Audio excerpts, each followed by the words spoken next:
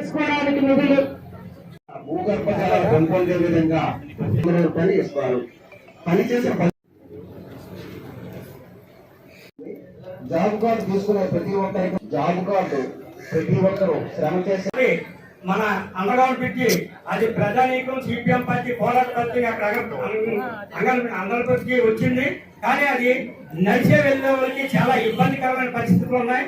అక్కడ చాలా ఇబ్బంది పడతారు నడిచి వెళ్ళే వాళ్ళు, అలాగే టూ వీలర్లు వీళ్ళందరూ అవి కొద్దిగా రిపేర్ చేస్తారని కోరుతున్నాం. అలాగే లోపల అంటే ఒక 3 అడుగులు 4 అడుగులు నడిచేదానికి కడితే కొద్దిగా బాగుంటుందని మీరు కోరుతున్నాం.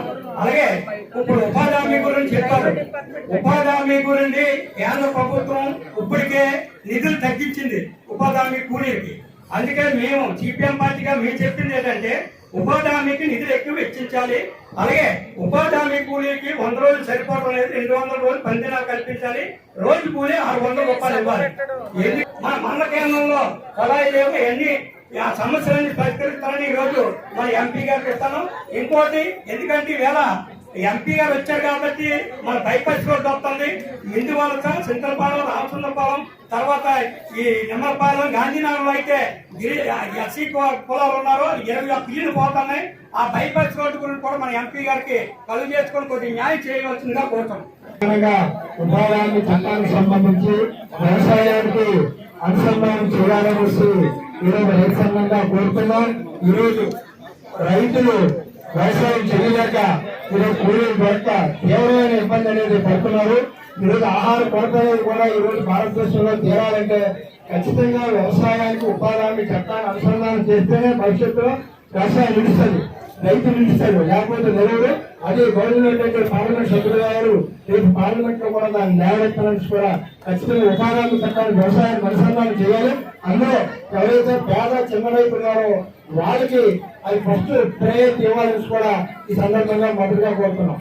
రెండోది ఏంటంటే ఈ మండలం అంతా ఇప్పుడు కరువుతో ఉంది, ఎల్పాడు మండలం కూడా కరువుతో ఉంది, జిల్లాలో కూడా చాలా కరువు తీవ్రంగా ఉంది.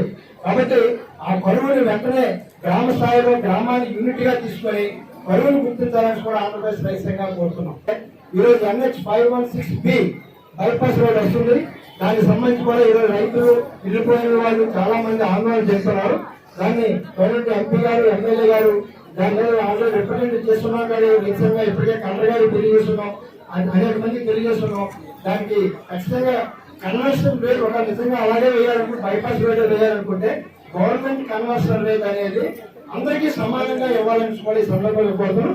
నేనేదో నేరుగా పెందుకు వరకు 85 రోడ్లు ఉంది, అదే 85 రోడ్లు 10 వరకు కొనసాగించాలని కోరుతున్నాం. అది సార్ అంటే ఒకటి మీ అందరికీ పని ఉండాలి, నెక్స్ట్ మీ గ్రామాల అభివృద్ధి అవ్వాలి. మనం పని చేస్తూ ఏమి అభివృద్ధి జరగకపోతే మాత్రం అది మంచిది కాదు. అగ్రికల్చర్ అంటే వ్యవసాయంలో పనిచేసే వాళ్ళని కూడా దీంట్లో అనుసంధానం చేయమని అడుగుతున్నారు. అది చాలా మంచి ఇష్యూ. మరి ఎందుకు చేయలేదో నాకు ఇంకా అర్థం అవట్లేదు. చేసుకుంటున్నారు, ఎవరు పండించట్లేదు. సో అది మంచిది కాదు. మనం పండించడం ఆపేస్తే మనకి తిండి అక్కడి నుంచి వస్తుంది. సో ఇది వ్యవసాయం కోసం తప్పకుండా నేను మాట్లాడతానండి. అండ్ అది ఎందుకు వాళ్ళు, ఎందుకంటే ఈ సమస్య మీ ఒక్క సమస్య కాదు, ఇది దేశవ్యాప్తంగా ఉన్న సమస్య. ఏదో ఒక కారణం వల్ల వ్యవసాయం దీంట్లో అనుసంధానం చేయలేదు ఇప్పుడు దాకా. కోసం పనిచేయాలి. ఇవాళ ఈ గ్రామ సభ గౌరవ పవన్ కళ్యాణ్ గారి యొక్క ఆదేశాలతో రాష్ట్రం అంతా జరుగుతున్నాయి. 14, 19 ఒకసారి వెళ్దాం.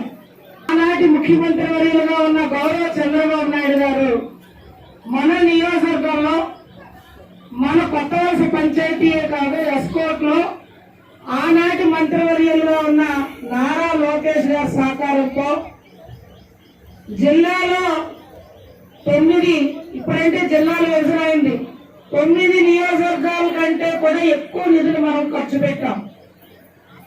అది పవన్ కళ్యాణ్ గారే, లోకేష్ గారు మనల్ని ఆనాడు అభినందించారు.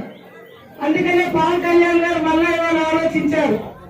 పంచాయతీలు ఏదైతే గాంధీ మహాత్ముడు కలలుగన్న స్వరాజ్యంలో దేశానికి, రాష్ట్రానికి, మనకి పట్టుకొమ్మలుగా ఉండే పంచాయతీలు బాగుండాలి అంటే, ప్రజా సమస్యలు తీరాలి అంటే మన ఆనాటి వ్యవస్థ రావాలి అని ఇవాళ అధికారులందరినీ కూడా గ్రామాల్లో మన వద్దకు పంపించి ఒక్క ప్రజలకు మౌలిక అవసరాలే కాదు, ఉపాధి హామీ ద్వారా 22 శాఖలకు సంబంధించి ఆర్థికంగా ఆదుకోవడానికి ఒక ప్రణాళిక మన ముందుకు వచ్చింది. అధికారులు కొన్ని నివేదికలు ఇచ్చారు.